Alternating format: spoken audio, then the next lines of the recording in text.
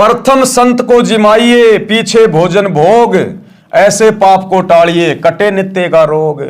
प्रथम संत को जिमाइए। अब भैया हम रोजाना संत को कहां से लाएं जिमाने के लिए? रोजाना भगत कौन आएगा आपके घर पे भंडारा करने के लिए? और रोजाना संत को भोजन करवाए बिना आपके पाप कटेंगे नहीं।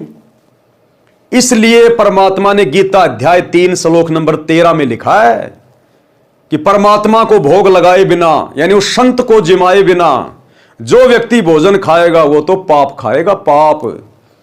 इसलिए सतगुरु ने अपनी प्यारी आत्माओं को, सतसेवकों को बचाने के लिए काल के कहर से और अपने शास्त्र अनुकूल भक्ति विधान अनुसार आगे बढ़ाने के लिए यह प्रेरणा की है कि बच्चों घर घर में अपने गुरुदेव को इष्ट मान के भोग लगाओ।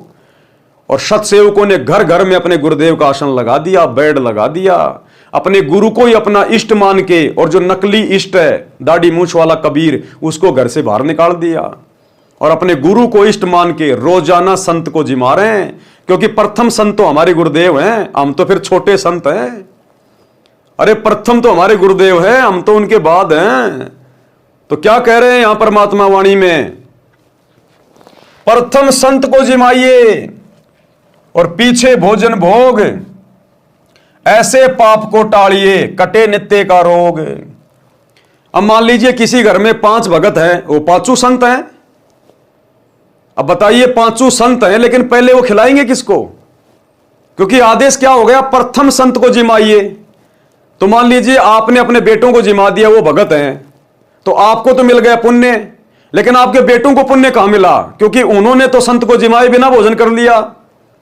और यदि आपके बेटे पहले आपको जिमा रहे हैं तो फिर आप फिर पाप से दूर नहीं हट पाएंगे, क्योंकि आपने किसी संत को भोजन करवाए बिना आपने कैसे खा लिया? तो यहां संत कौन है असल में?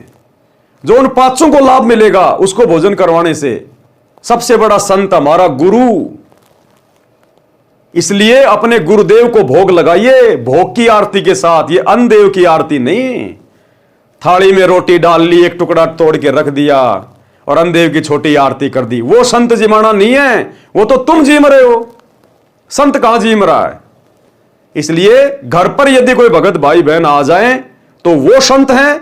और रोजाना जिस संत को भोग लगाने की बात कही जा रही है उसके बाद हमने भोजन खाना है, वो परम संत हमारा गुरु है, हमारा गुरु।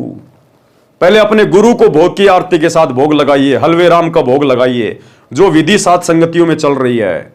तो देखो भाई और बहनों, प्रत्येक बात का आपको समर्थन मिलेगा, आपको जो है सबूत मिलेगा।